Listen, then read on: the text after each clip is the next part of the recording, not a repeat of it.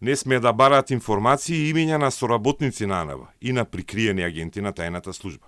Законот на АНБ во детали регулира што пратениците смеат да гледат, а што не смеат да бараат од тајната служба за време на своите надзори. Покрај имиња на агенти, пратениците не може да бараат ниту странски доверливи информации од меѓународна размена, ниту пак државни тајни кои АНБ ги добила од други институции во Македонија.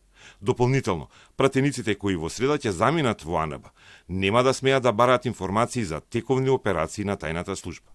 Но случајот со следење на политичари и новинари е од минатото и од операции кои би требало да се завршени. Меѓутоа, од законски аспект информациите ни се многу малку ограничени и ги има само во законот кој не ги објаснува детално. Овие методи за собирање податоци и информации се уредени со подзаконски акти, кои што се донесени од директорот на агенцијата и кои имаат статус на класифицирани документи, па затоа се недостапни за јавноста, нели? Сепак, членовите на надзорните тела имаат овластување и капацитет во рамки на спроведувањето на надзорот да вршат проверка на законитоста на спроведувањето на методите на работа, односно дали предметите во институцијата се работеле согласно утврдените законски и подзаконски правила и процедури. Она што досега се знае преку соопштението на обвинителството, чии истражители вчера биле во АНБ, е дека станува збор за обемна и сензитивна документација. Работата е што и да се дознае и од надзорната посета нема да смее да се кажува во јавноста, бидејќи АНБ досега одбива да изврши декласификација на спорните информации кои содржат сомнежи за злоупотреби со следење на политичари, новинари и јавни личности. Надзорот на тајните служби по собраниската драма и натаму се соочува со кочници, особено преку неиздавањето безбедносни сертификати на тие што треба да контролираат и вршат надзор дали тајната служба работи законски. Апсурдот е во тоа што АНБ е задолжена да издава позитивни безбедносни проверки на тие што треба да ги контролираат токму припадниците на АНБ. Најдобар пример е со народниот правобранител, каде и покрај законската можност да врши надзор врз тајните служби.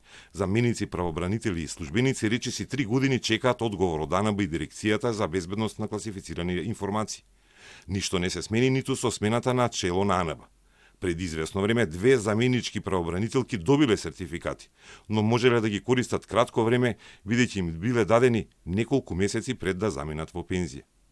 Со месеци одговор чека и председателот на Собраниската надзорна комисија Скендер Зеид Реджепи. Поднел уште лани во декември, кога АНБ и ДБК издадоа сертификат на обвинетата екс-председателка на ДКСК Татјана Димитровска, за која подоцна беше утврдено дека други полагал влезен тест за да добие државна тајна сертификат. Симптоматично е дека агентите на АНБ не откриле дека друг и полагал на Димитровска, а истовремено за најважната надзорна функција врз нив нема никаков одговор зошто не му даваат сертификат на Реджепи.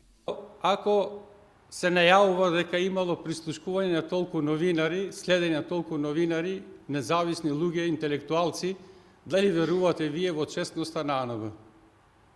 Ако вие сами како новинари сте можеле да бидете жртва на АНБ, тогаш како може да веруваме во таква служба?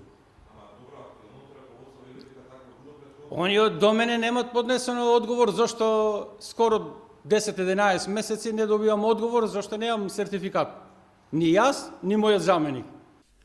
Комисијата не издава сертификати, но и да дознае зошто Реджепи не добил, не смее да каже поради начинот на надзор во Агенцијата за национална безбедност, објаснува поранешниот прв човек на собранискиот надзор врз тајните служби. Од моментот кога вие ќе оставите сите електронски уреди кои што ги имате околу вас и влегувате во состанок, тоа е под државна тајна и се она кое што се зборува во рамки на состанокот е класифицирано и нема се разбира да зборува ништо во врска со тоа.